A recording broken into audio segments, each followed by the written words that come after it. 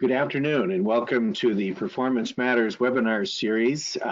Today's presentation is the EdSite Post-Secondary Deep Dive, including college and career readiness or CCR data. This webinar is being recorded and it will be posted to the Performance Matters Forum webpage. Towards the end, we'll have some time for questions and answers. So at any time during the presentation, please type your questions in the questions box. And let's get going. My name is Chuck Marty. I'm an education consultant in the Performance Office at the State Department of Education. And with me today is my colleague, Dave Alexandro, also an education consultant in the Performance Office. And today we're pleased to be able to describe the college and career readiness and post-secondary data that we have on EdSite, both EdSite Public and EdSite Secure.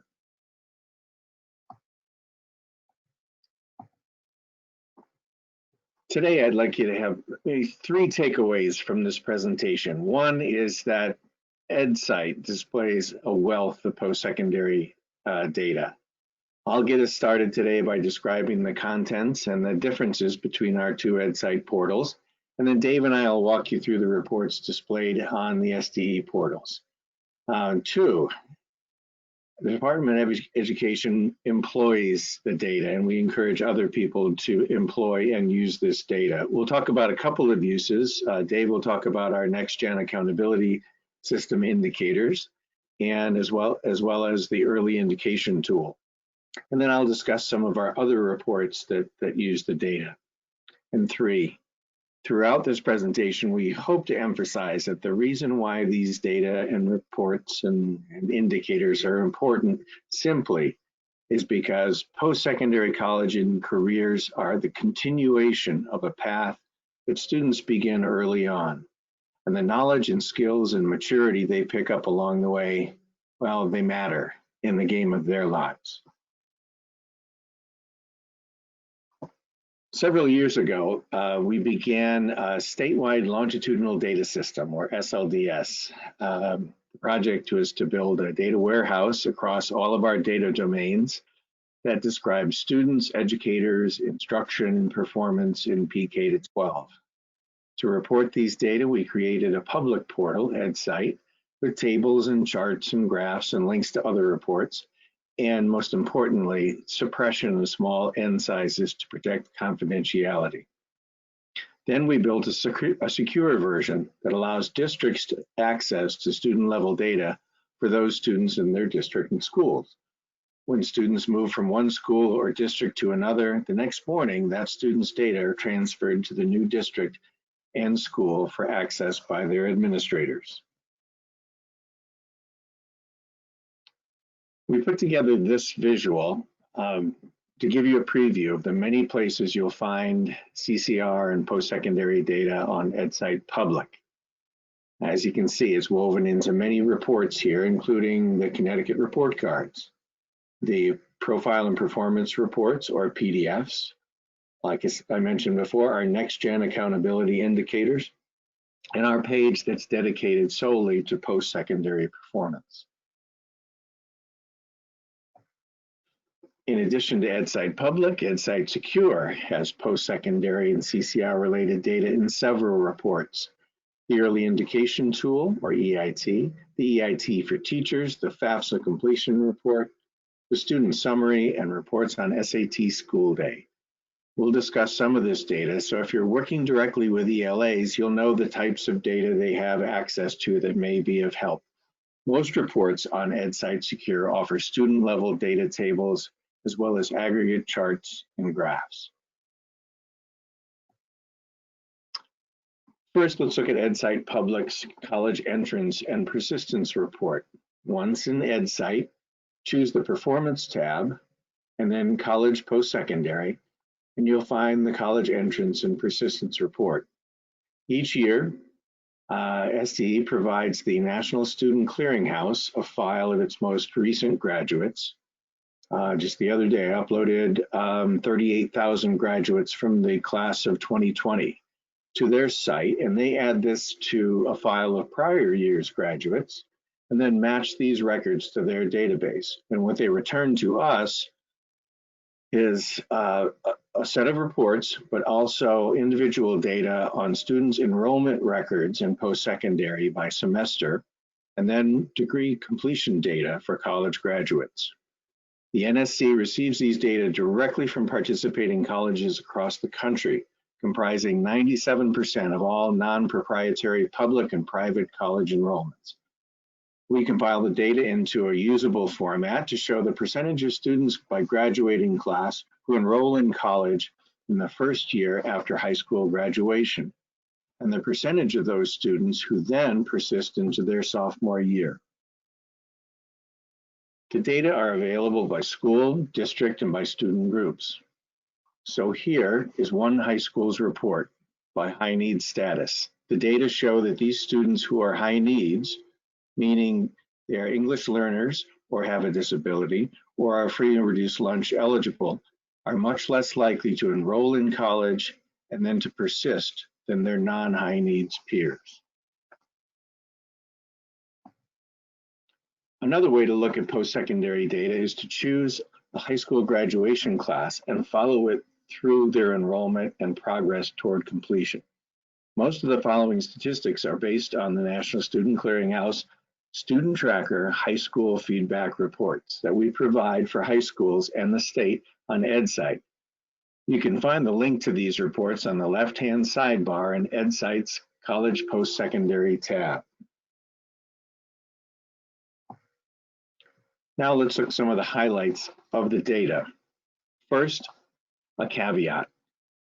College enrollment and persistence are primarily personal choices that take into account alternative career paths and the cost of college, both out-of-pocket expenses such as tuition and books, as well as the wages foregone during college.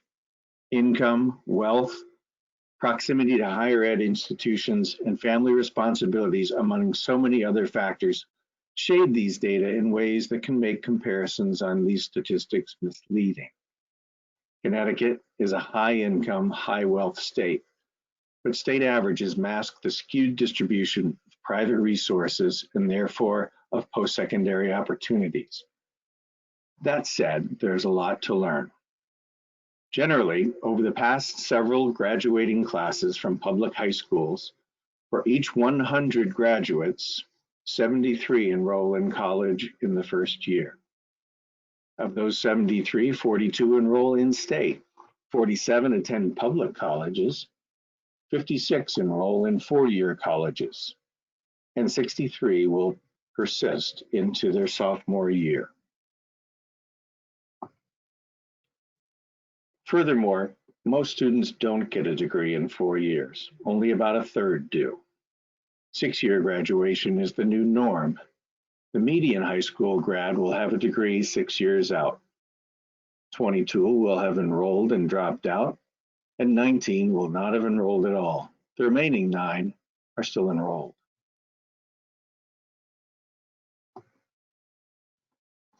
And when we look at trends, we find that the state level data haven't changed significantly in years. Enrollment, persistence, and completion rates are all stuck.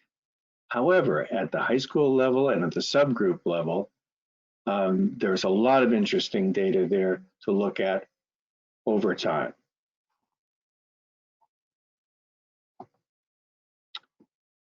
Unfortunately, the data give rise to concerns of equity. If you break the data down by student groups and by high schools and districts, you find out a few things. One, enrollment gaps are substantial by race, gender, economic means, disability, and language proficiency.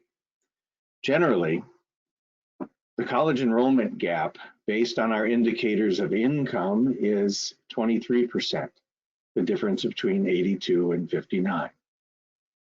Based on disability, 30%. On language proficiency, 26%.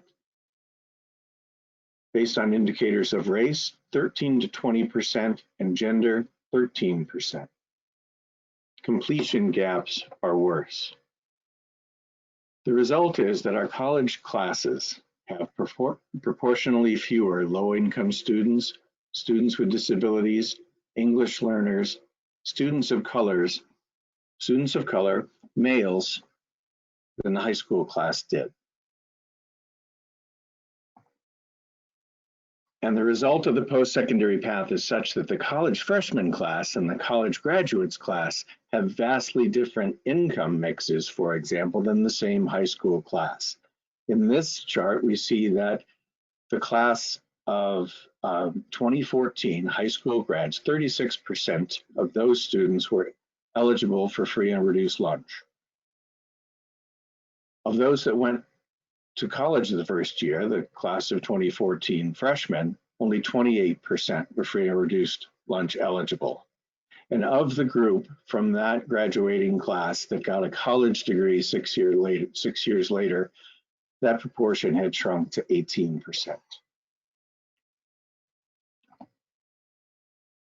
The data by race and ethnicity also reveals the same differences in post-secondary paths. Here we see, for example, that the class of 2014, 16% of the students in that class were Hispanic Latino. Of those that went on to college the first year, only 13% of them, and of those who received a college degree within 6 years, only 8% were Hispanic Latino. So the college freshman class and the college graduates class have vastly different racial ethnic mixes than the same high school class. The data by high school reveals these same differences in post-secondary paths. Let's follow the graduating classes of two high schools, East Lyme and New London, for the 6 years since graduation. The schools are 6 miles apart, exits 75 and 82 on I-95. But in terms of post-secondary experiences, well, they're worlds apart. In this National Student Clearinghouse chart, green is enrollment in college, orange is persistence, and burgundy is completion. Purple represents students who never enrolled in college. Yellow represents students no longer enrolled and not graduating. The story of the colors. Green. 86% of East Lyme Vikings enrolled in college. 61% of the New London Whalers enrolled. Burgundy, 2/3 of Vikings had a college degree in 6 years. About a quarter of Whalers did. Yellow, 17% of Vikings dropped out without a degree. 38% of Whalers did. And these stories aren't unique to the shoreline. Now I'll turn it over to Dave Alexandro to discuss our CCR measures and the next-gen accountability system and the early indication tool, and to describe our FAFSA completion report. Dave? Thanks, Chuck. And I just want to remind everybody that today's presentation is available. The slides are available as a PDF in the handouts section of the GoToWebinar interface. So as Chuck mentioned, I'm going to talk a little bit about the next-gen accountability system. I'm going to focus on those indicators that are directly related to college and career readiness, but I do want to just give an overview of the next-gen accountability system for those that are not familiar. So it is a broad set of 12 indicators, and what we're trying to do is tell the story at both the district and the school levels about how well we're preparing students for success in college, careers, and life. And one of the major areas of focus for us is moving beyond test scores and graduation rates.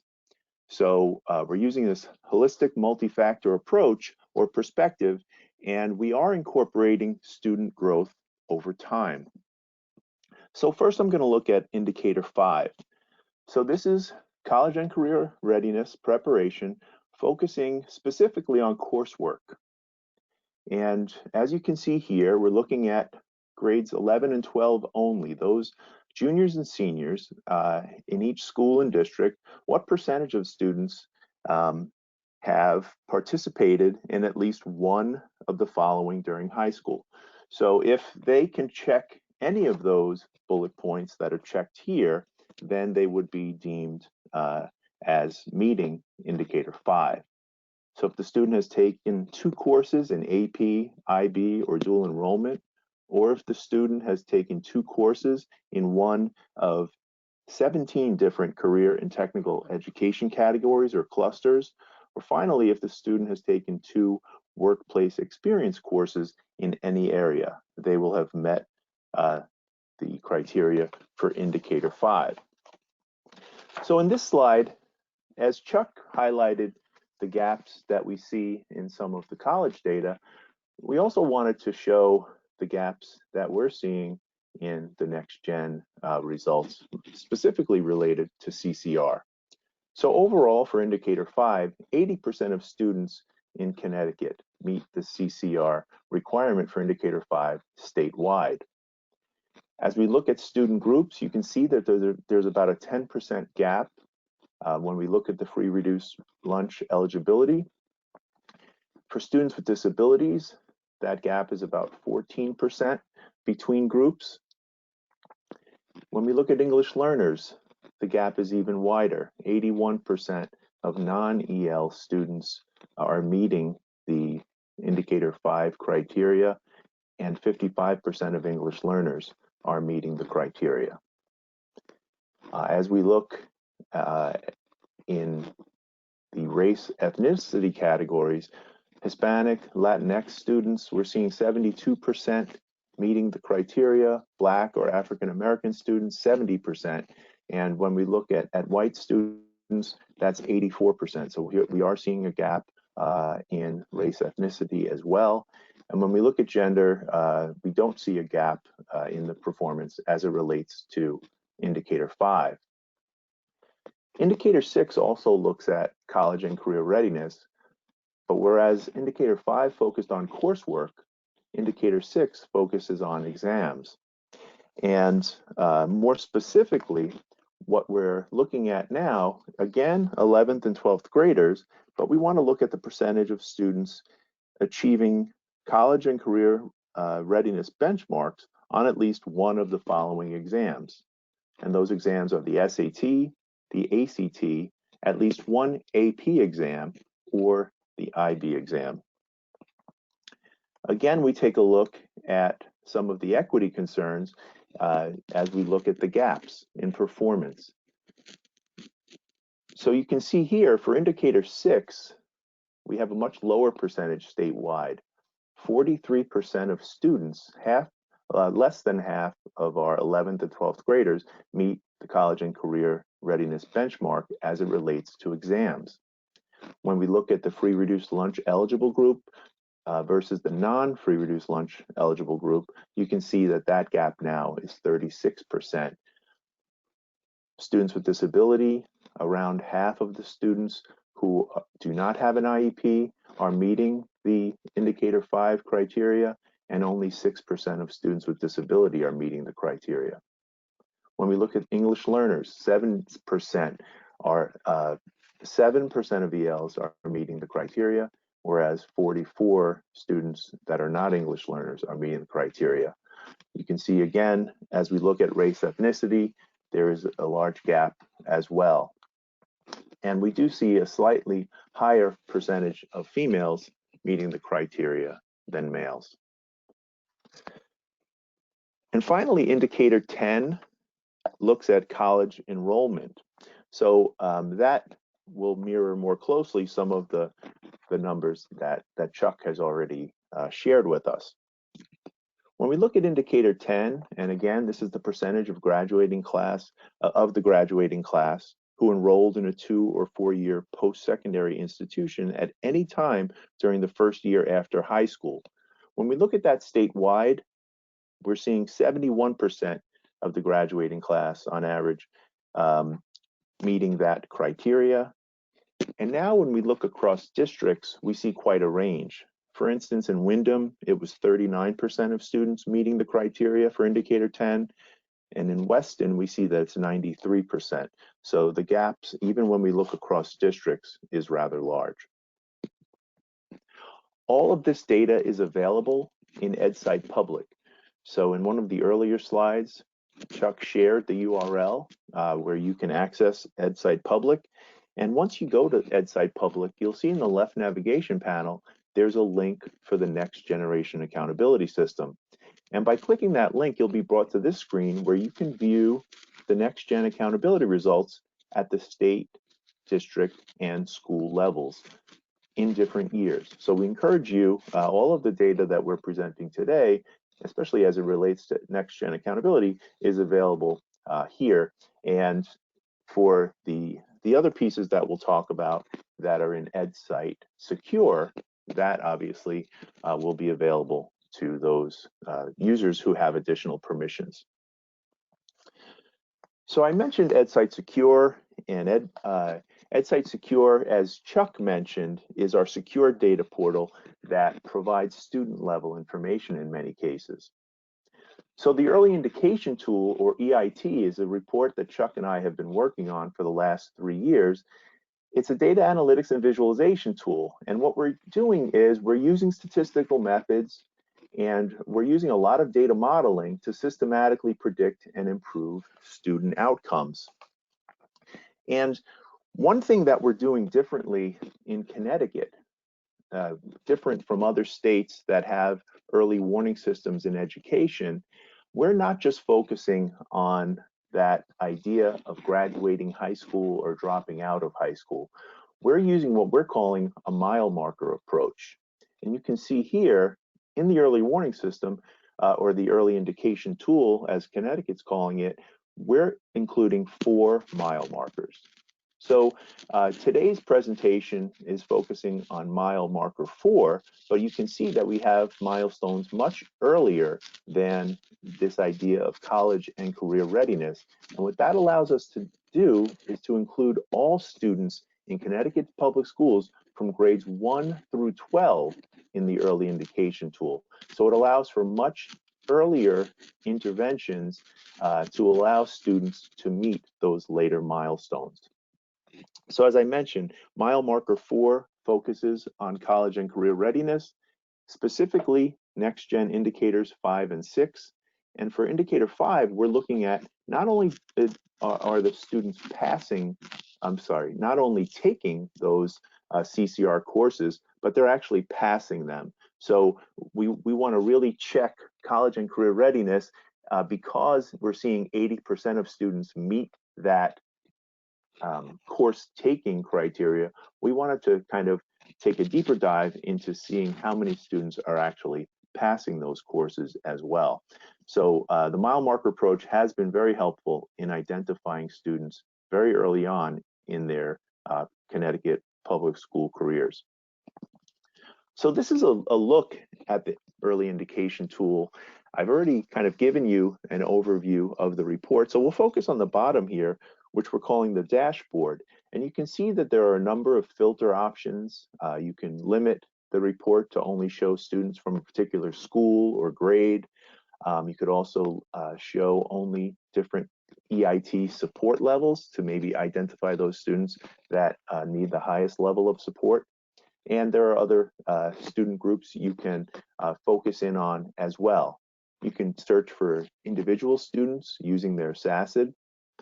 And you could also look at attendance ranges, ELA and math performance levels. So we really provide the user with a lot of different filter options to allow them to really see those records that they'd like to see. And you can see we also color code the list table here to focus on those variables of interest and really highlight those values where perhaps the student is getting in a dangerous range, whether it's with relation to their attendance or behavior or other variables of interest. So I mentioned that the EIT is available in the Secure portal. Another report we have available in EdSite Secure is the FAFSA completion report. So the FAFSA, as most of you know, is the free application for federal student aid. And there has been a lot of studies done, and more people are looking at that relationship between FAFSA completion and college enrollment and persistence. And there is a very strong correlation there. So more and more states are encouraging grade 12 students to complete the FAFSA report, because the FAFSA is used to determine the financial aid package for college students. And that financial aid package includes loans, work study, and the last piece, which is grants and scholarship, which is essentially free money. And what the studies have found is that more than $3 billion are left on the table, unclaimed, for families that have not filled out the FAFSA. So Connecticut, in our efforts to increase the number of students completing the FAFSA, and in turn increase the number of students enrolling and persisting in college, we've created this FAFSA completion report to allow EdSite Secure users at the school and district level to see for grade 12 students how many of them have submitted and completed the FAFSA. So you can see here it's a very simple report. There are two filters. You could filter based on the school. You could also filter based on the student's FAFSA completion status. And if you're looking for a particular student, you can search based on their last name or SACID. This data that's shared is simply, as you can see here, a flag field that lets them know whether or not the student has submitted, completed, or if it's incomplete, the FAFSA.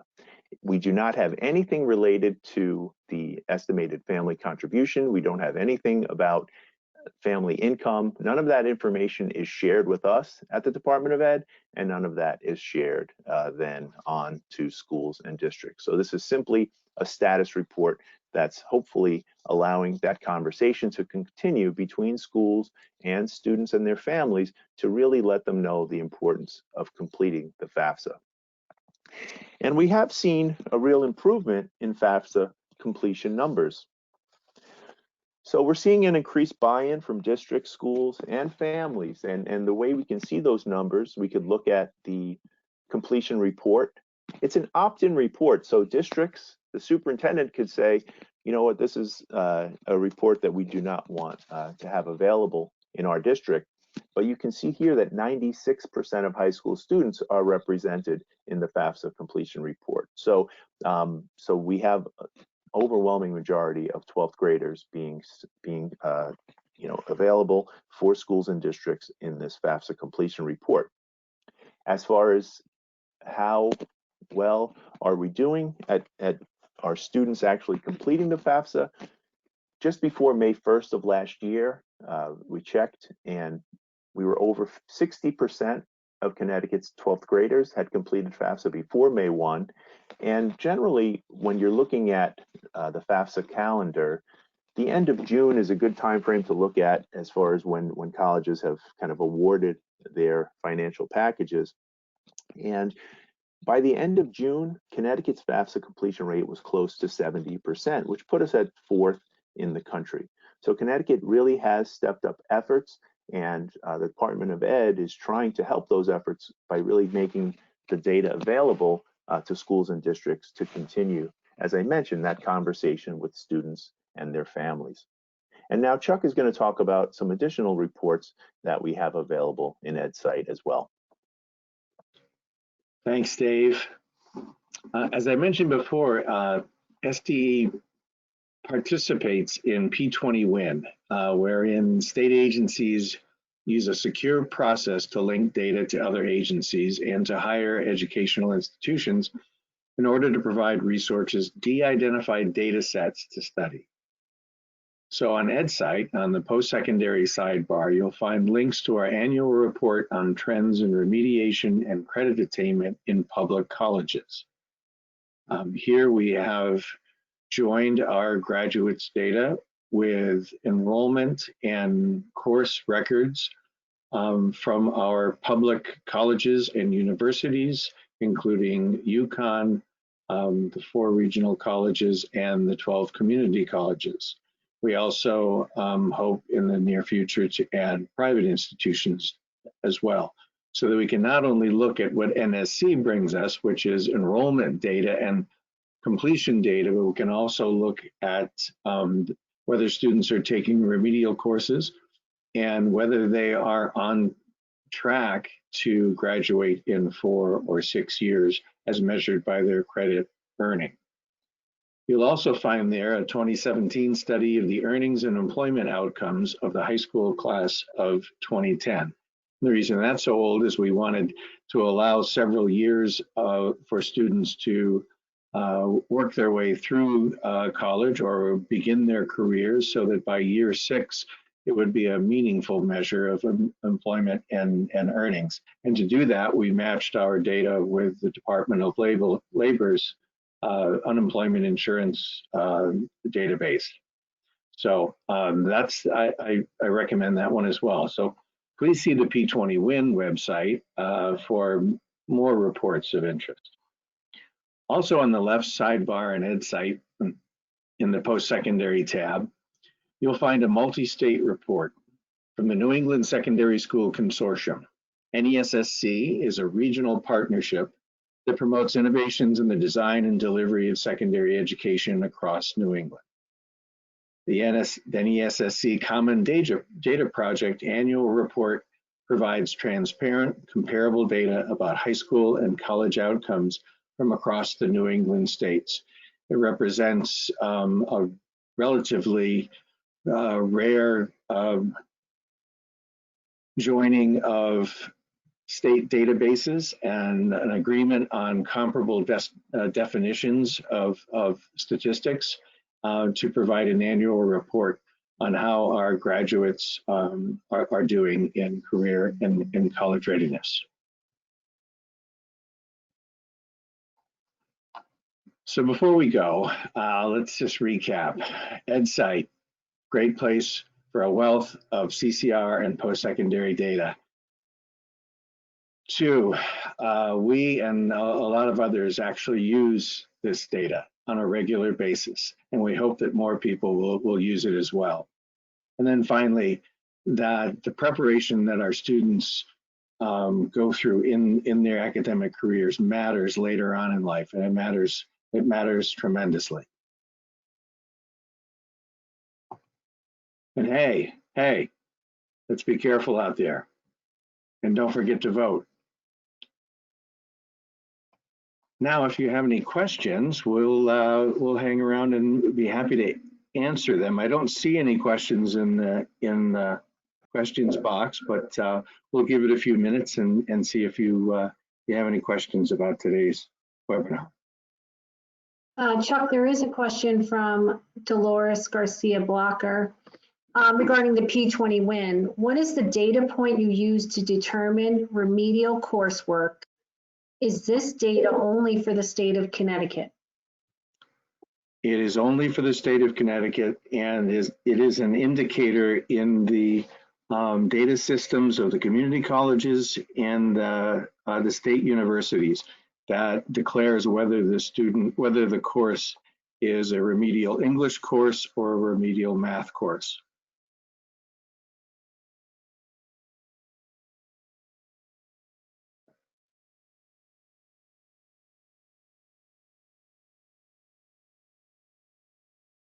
If anyone has any additional questions, go ahead and write them in the question box.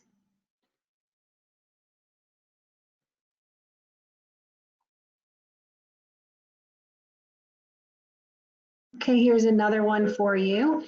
Is there a way to identify or isolate this data for concentrators? I don't know if I pronounced that right. Does that make sense to you, Chuck? I'm not really sure what you mean by concentrators. I don't know. Yeah, right now it's really a 1 or a 0. Oh, yes. 2 or more CTE courses it's needed for Perkins. Right. Yeah, we get this data from for indicator 5, particularly for the career and technical education courses, from our teacher course student database. And there are specific course codes identified as CTE courses, and the Perkins they are arranged by Perkins cluster. So you need to have, a student would have to take 2 or more of these CTE courses within a particular Perkins career cluster in order to earn, in order to be determined to be CCR on indicator 5. And there is a mapping of just what these courses are and their clusters on the TCS help site on the SDE website.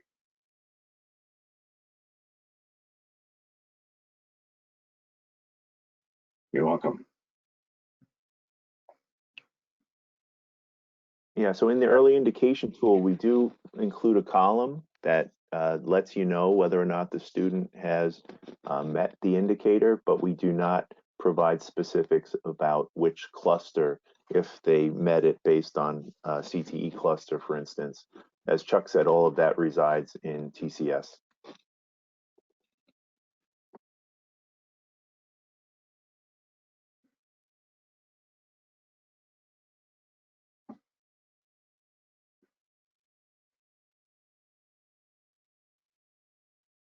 Okay, it looks like there's a question about after-school community partners having access to EdSite secure student-level reports. So currently, we don't have those permissions in place. The things that we have seen with community partners, we have seen where, let's say at the school level, we might have a guidance director, or at the district level, an administrator that wants to share some of the aggregate data. They can then take the reports that they have access to, those secure EdSite users, and they aggregate the data to help coordinate with some of the community partners. But we currently do not provide EdSite secure access to community partners.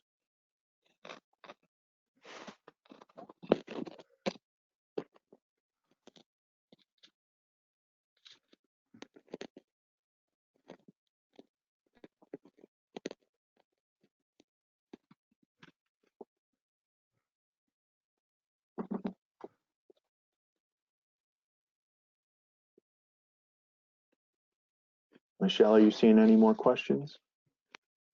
I am not. Okay.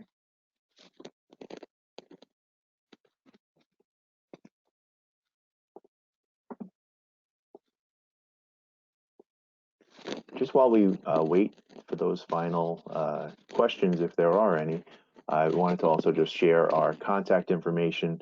Again, this slide deck was available as a PDF in the handout section of today's presentation, and we'll also put it out on our the SDE site along with the webinar recording of today's session.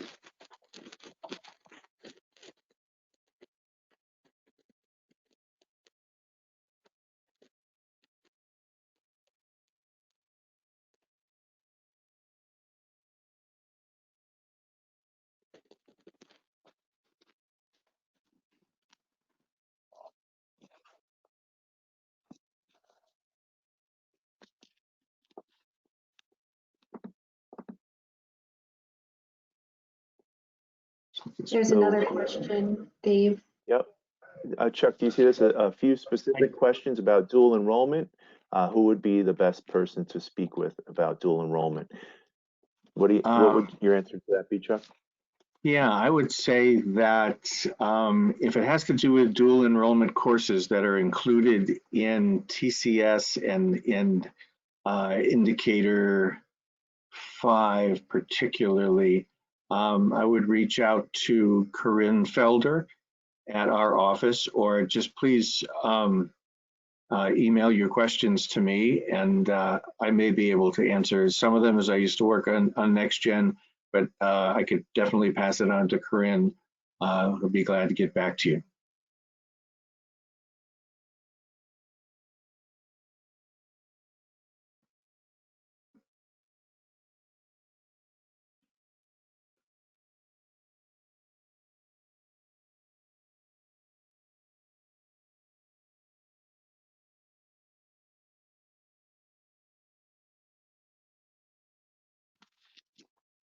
right. Well, Dave, as always, it's been a pleasure to do another presentation with you. And I thank everyone for attending today. If you think of a question afterwards, just please email Dave or me, and we'll be happy to try to respond to you.